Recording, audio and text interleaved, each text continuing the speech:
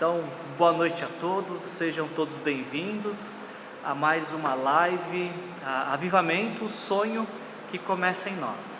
Nós estamos realizando uma série de estudos, uma série de reflexões sobre avivamento, e essa série está baseada no livro de Apocalipse, capítulos 2 e 3, mais especificamente a gente está conversando sobre avivamento com base em 7 cartas que Jesus orientou que fossem escritas para 7 igrejas do primeiro século.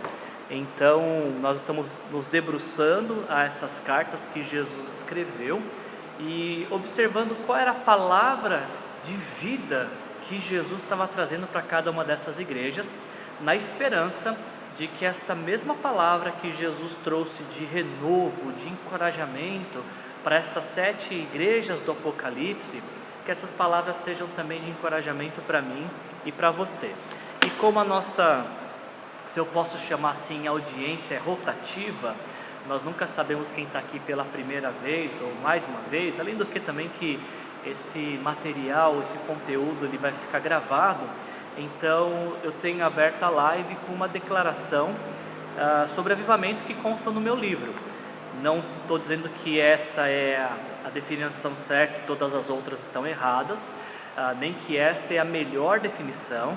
Essa é uma definição que eu escolhi para constar nesse livro que eu escrevi e que é um livro que eu me propus a falar sobre avivamento.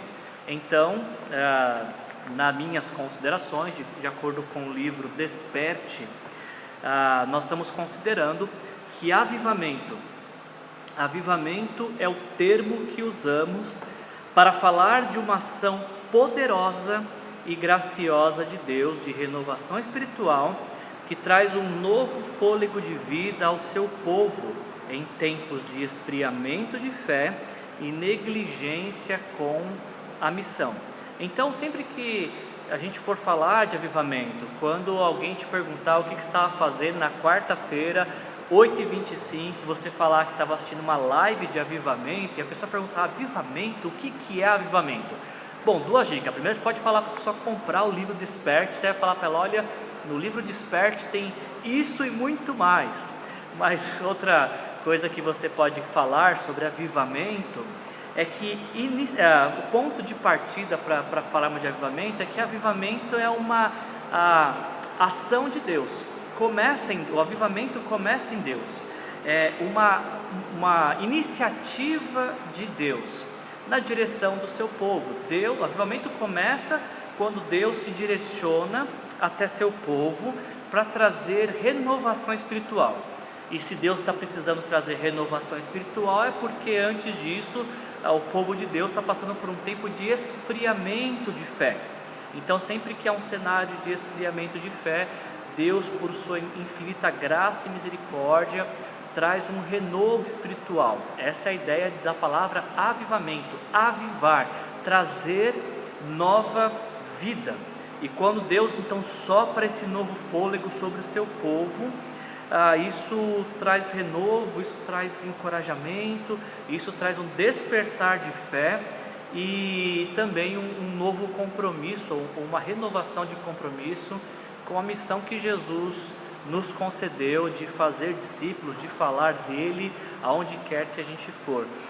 O avivamento tem 2 funções básicas em nossas vidas. A primeira é nos levar a experimentar o amor de Jesus, e a segunda, a espalhar deste amor. Então, a minha oração ao escrever esse livro, a minha oração sempre que alguém pede esse livro, que a gente tem a oportunidade de entregar esse livro, a minha oração em cada uma dessas lives é essa: que venhamos a experimentar, ter a oportunidade, a experiência de experimentar e também de espalhar o amor de Jesus.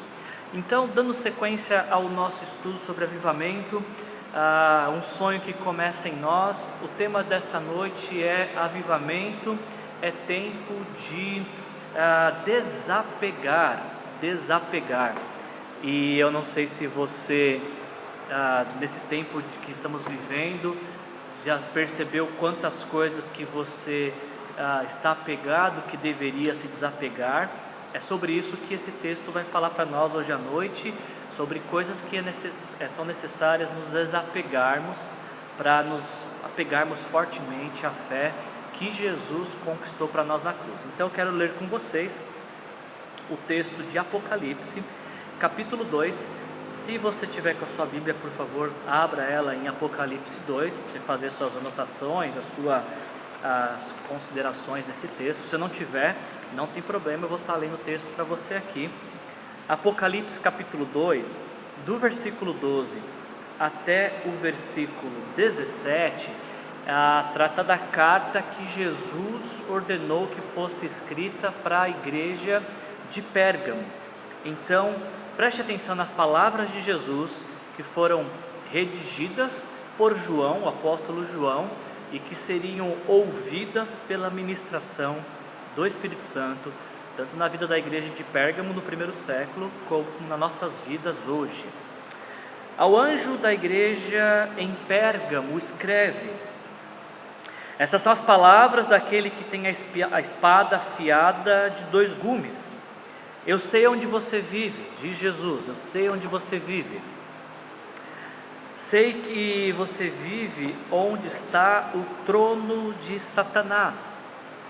Contudo, diz Jesus, apesar de você viver onde está o trono de Satanás, você permanece fiel ao meu nome e não renunciou à sua fé em mim, nem mesmo quando Antipas, minha fiel testemunha, foi morto nesta cidade onde Satanás habita. No entanto, diz Jesus para a igreja de Pérgamo em Apocalipse capítulo 2, versículo 14: apesar de você ter permanecido fiel e não renunciado ao meu nome, nem mesmo quando Antipas foi morto, apesar disso, Apocalipse 2,14, tenho contra você essas coisas. Quais coisas Jesus tinha contra a igreja de Pérgamo? Ele diz: você tem aí em Pérgamo pessoas que se apegam aos ensinos de Balaão, que ensinou Balaque a armar ciladas contra os israelitas, induzindo-os a comer alimento sacrificado a ídolos e a praticar imoralidade sexual. De igual modo, Jesus diz em Apocalipse 2,15, você tem também os que se apegam aos ensinos dos nicolaítas. Portanto, diz Jesus, arrependa-se. E se você não se arrepender, virei em breve até você e lutarei contra eles com a espada da minha boca. Aquele que tem ouvidos, diz Jesus, ouça o que o Espírito diz às igrejas. Ao vencedor, Jesus promete, ao vencedor darei do maná escondido. Também lhe darei uma pedra branca com um novo nome nela inscrito, conhecido apenas por aquele que o recebe. Ok, esse é o texto que a gente vai meditar nesta noite. Não sei se você já conseguiu enxergar nesse texto qual é a palavra de avivamento, de desperte de Jesus. Eu queria conversar um pouquinho com você sobre esta carta que Jesus ordenou que fosse escrita para a igreja de Pérgamo, uma igreja grega do primeiro século.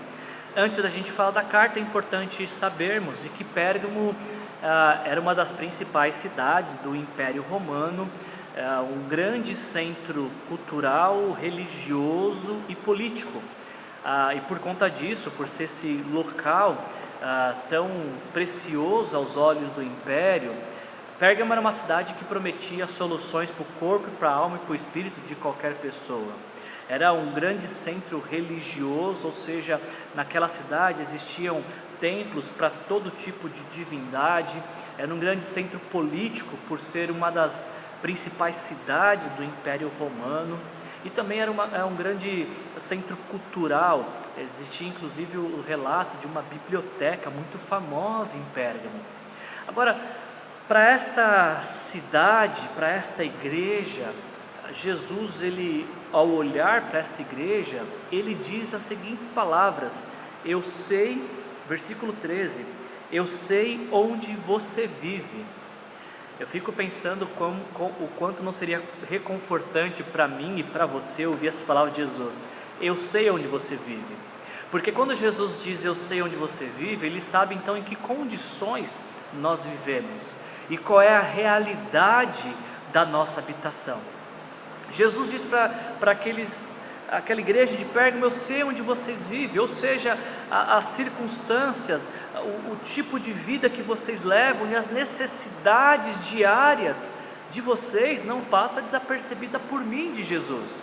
Jesus diz para aquele grupo de pessoas, para aquele grupo de fiéis: eu sei onde vocês vivem, as necessidades deles, as dificuldades deles, qualquer tipo de privação ou provação que eles estavam passando, não passava desapercebida aos olhos de Jesus. E isso é muito encorajador para a gente, porque podemos também nos apropriarmos desta palavra, de termos essa esperança de que Jesus sabe onde a gente vive, Ele sabe quais são as condições da nossa cidade, e mais, Ele sabe quais são as condições e necessidades da nossa residência. Jesus diz para a igreja de Pérgamo, em Apocalipse capítulo 2, versículo 13: eu sei onde vocês vivem. E parece que não era um lugar muito bom, porque Jesus diz: vocês vivem onde está o trono de Satanás. Imagina viver em uma cidade que tem o trono de Satanás. E aqui a ideia, obviamente, não é que tinha um trono naquela cidade, mas trono remete a governo, trono remete a reinado.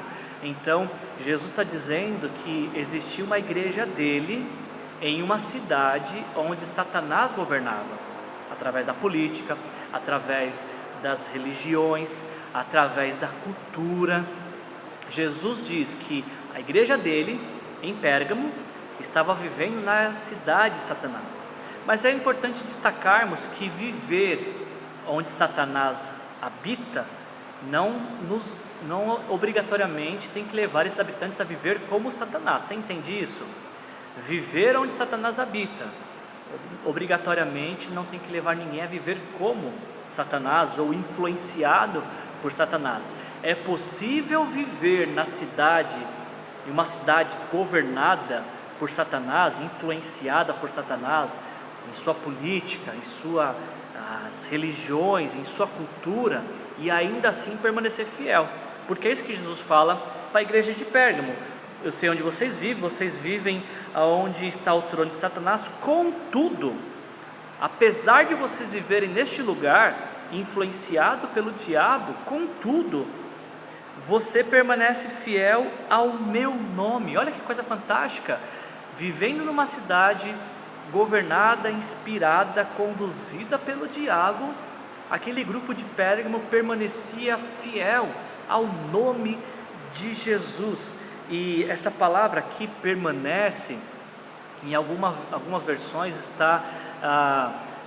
eram apegados fielmente ao meu nome, ou não abriam mão do meu nome, ou coisa do tipo, porque essa é a ideia desta palavra aqui, de apegar-se, de não abrir mão, de ter em alta estima.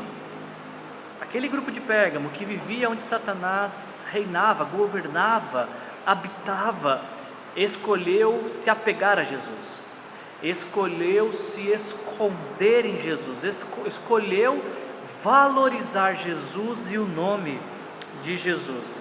E isso obviamente tem uma consequência. Isso claramente pode levar a um extremo de provação, porque Jesus disse que vivendo onde estava o trono de Satanás e permanecendo fiel ao seu nome, não renunciando à fé, alguns foram levados à morte, como ele mesmo diz que vocês não renunciaram à fé em mim, nem mesmo quando Antipas, minha fiel testemunha, foi morto nessa cidade onde Satanás habita. Interessante pensar nisso, né? Os crentes da igreja de Pérgamo, vivendo em uma cidade governada, influenciada por Satanás, eles permaneceram fiel. E quando o texto diz: e vocês se negaram a renunciar meu nome, não renunciaram meu nome nem mesmo quando Antipas foi morto, mostra um compromisso de fé inabalável, um compromisso de fé inegociável. Vocês se recusam, diz Jesus, a renunciar à fé. Interessante pensar nisso, né? Quantas propostas ou quantas dificuldades têm levado tantos a renunciarem à fé, e talvez não renunciarem verbalmente, mas renunciarem em seu coração, renunciarem em suas atitudes, renunciarem na forma como tem conduzido sua vida. Jesus disse que existia um grupo naquela cidade que escolheu permanecer firme da fé, porque estava apegado a Jesus, apegado ao nome de Jesus. E é justamente isso que faz com que eu e você possamos continuar perseverando e vivendo de fé em fé, independente do que esteja acontecendo, do momento de vida que estejamos vivendo. Quando nós decidimos nos apegar a Jesus, nos apegar às promessas de Jesus, nos apegar em quem Jesus é e nos seus feitos na cruz que nos trouxe salvação e vida eterna. Essa é a mensagem de Jesus para aquela igreja, uma igreja que estava pela fé, perseverando, e que estava resistindo às investidas do diabo de destruí-la de fora para dentro, através da perseguição. Agora, é importante nós dizermos que Satanás ele é muito astuto, e quando ele não consegue destruir a igreja de fora para dentro, ele tem uma iniciativa que é muito mais prejudicial, lenta porém prejudicial. Quando Satanás não consegue destruir a igreja de fora para dentro, ele planta algumas sementes, ele coloca pequenos falsos ensinos que vão levar o povo a se destruir de dentro para fora, que é o que acontece em Pérgamo. Porque embora os crentes de Pérgamo eram pessoas que estavam permanecendo fiel ao nome de Jesus e não renunciando à fé, nos diz o versículo 14 de Apocalipse 2: tenho contra você algumas coisas. Quais são as coisas que Jesus tem contra aquela igreja? A primeira é que vocês têm aí pessoas que se apegam ao ensino de Balaão, que ensinou Balaque a armar cilada contra os israelitas, introduzindo-os a comer alimentos sacrificados a ídolos e a praticar imoralidade sexual. Olha que interessante isso.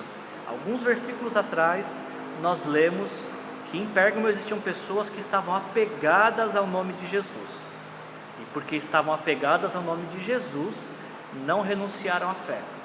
Mas dentro da mesma igreja, dentro do mesmo grupo, dentro da mesma reunião de discípulos de Jesus, também tinha pessoas apegadas a outros ensinos, a falsos ensinos, aos ensinos de Balaão. A gente não vai ter tempo para falar sobre o que seriam esses ensinos de Balaão. Se você tiver curiosidade, você pode pegar sua Bíblia e ler Números capítulo 22. Eu vou rapidamente só resumir essa história. O povo de Israel estava peregrinando pelo deserto rumo à terra prometida, e aí um rei, o rei de Moabe, ele contrata Balaão, um profeta, e ele pede que esse profeta Balaão amaldiçoasse o povo de Deus. E Balaão fala para esse rei: como é que eu vou amaldiçoar alguém que Deus abençoou?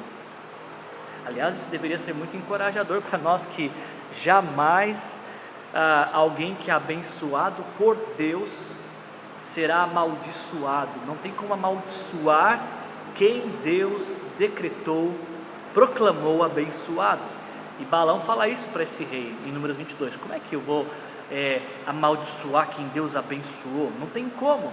E aí então os textos bíblicos nos dizem que uma vez que Balaão não amaldiçoou o povo de Deus, ele sugeriu ao rei de Moabe que adotasse uma outra tática, que colocasse diante do povo a ideia de lentamente, sutilmente abandonarem Deus. Uma vez que Balaque não conseguia fazer com que Deus abandonasse seu povo, a recomendação era fazer com que o povo abandonasse Deus. E aí então o povo foi exposto à imoralidade, acabou sucumbindo a este pecado, e isso trouxe uma grave consequência para aquele povo no deserto, em Israel, lá no livro de Números. E a mesma coisa está se repetindo agora aqui na igreja de Pérgamo. Algumas pessoas estão trocando a relação com Jesus por outras coisas, que nós não sabemos exatamente como o que são, mas temos esse indício talvez de imoralidade sexual por conta dessa analogia, comparação que é feita aqui com Balaque. Uma coisa muito importante ser dita: quando nós nos apegamos a algo, certamente estamos nos desapegando de outras coisas. Para se apegar a uma coisa, eu tenho que rejeitar outras. No começo do texto eu li para vocês, havia um grupo em Pérgamo que estava apegado ao nome de Jesus, e por estar apegado ao nome de Jesus, não há como se apegar a outras coisas. Mas existia também um grupo lá que parece que, de alguma maneira, abriu mão da fé, abriu mão da espiritualidade, abriu mão da fidelidade para se apegar ao ensino de Balaão. E preparando essa live hoje para a gente conversar um pouquinho sobre avivamento, esse texto de Pérgamo, ele me encoraja a pensar sobre as coisas que nós estamos apegados nesse tempo e que nos impedem de ter um despertar da fé. Estamos falando de avivamento, e nós estamos lendo de um texto de pessoas que conseguiram resistir às mais duras provas da vida porque estavam apegadas a Jesus, e ao mesmo tempo pessoas que estavam negando a fé porque estavam apegadas a falsos ensinos, aos ensinos de Balaque, de Balaão. E isso me desafia a pensar hoje com vocês sobre ao que nós temos nos apegado. O que é necessário hoje, o que é que Deus tem pedido para mim, para você, e tem nos apontado que é necessário nos desapegarmos, para que possamos nos apegar única e exclusivamente à fé. E aqui a lista poderia ser longa, porque os tempos que estamos vivendo, existem muitas pessoas apegadas ao medo, tem muitas pessoas apegadas ao desânimo, existem muitas pessoas apegadas, quem sabe, às notícias ruins ou até às notícias falsas. Tem pessoas que também estão esfriando na fé, porque talvez estão tentando se agarrar naquilo que podem deste mundo, que tentam extrair de prazer deste mundo. O desafio dessa palavra, o desafio desta live, desse texto que nós estamos lendo hoje é isso, é pensar se existe algo que nós estamos apegados, que tem nos impedido de uma experiência de fé mais profunda, de uma relação mais íntima com Deus, porque somente essa relação profunda e íntima com Deus é que vai nos levar a viver em toda intensidade, em toda profundidade a fé que Jesus conquistou para nós na cruz. Quando Jesus sobe até a cruz, Ele sobe pelos meus e pelos seus pecados. É a nossa culpa, é a nossa morte que Jesus leva na cruz. E quando nós nos rendemos a Ele, então, nós entregamos nossa vida para Ele, recebemos Jesus como o Senhor e Salvador da nossa vida, o convite que nos é feito é para nos apegarmos a Jesus e fazer de Jesus tudo aquilo que nós precisamos para viver, seja neste tempo presente, quanto no tempo que está por vir. Jesus, Ele é a nossa fonte de vida. Jesus, Ele tem tudo aquilo que nós precisamos para viver. Por mais que sejam difíceis as circunstâncias, como a gente viu no começo desse texto, por maiores que sejam as privações e provações, em Jesus nós encontramos tudo, absolutamente tudo que nós precisamos para viver. Por isso o desafio desta live hoje é: apegue-se a Jesus e encontre nele tudo, absolutamente tudo o que você precisa para viver. O caminho para isso é um só. Versículo 16: arrependa-se. Quando a gente percebe que nos apegamos a tantas coisas supérfluas, periféricas, superficiais, que tem nos esfriado a fé, o caminho é arrependimento. É reconhecer o que nós temos nos apegado, que tem nos afastado de Deus, ou tem nos impedido de uma vida mais profunda de fé, e recomeçar, e pegar o outro caminho, o caminho proposto por Jesus, o caminho que nos é apontado pela cruz de Jesus. E quando nós nos arrependemos, quando nós temos esta iniciativa, essa disposição para nos apegarmos a Jesus e apenas a sua obra na cruz, o texto se encerra dizendo no versículo 17 de Apocalipse 2, aquele que tem ouvidos, você tem ouvido aí? Então aquele que tem ouvidos, ouça o que o Espírito diz às igrejas, ao vencedor darei do maná escondido e também darei uma pedra branca com um novo nome escrito nela, conhecido apenas por aquele que a recebe. Essa analogia de pedra branca, ela é bem interessante nesse contexto, porque no Império Romano, no primeiro século, existia uma prática de julgamento.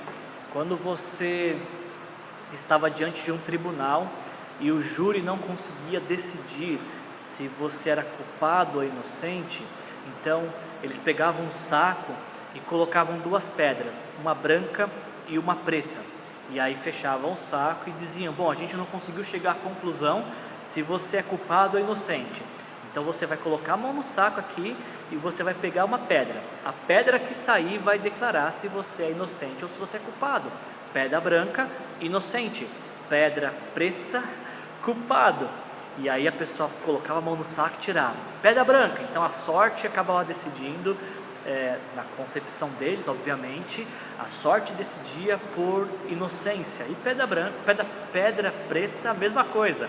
A sorte disse, ou o azar no caso, né, na concepção deles, novamente dizendo, você está culpado. E Jesus encerra esse texto, parece que tem uma pequena pausa aqui por causa da conexão, acho que voltou. Jesus encerra esse texto dizendo que daria para os vencedores uma pedra branca, que significa inocência, você é inocente diante de Deus.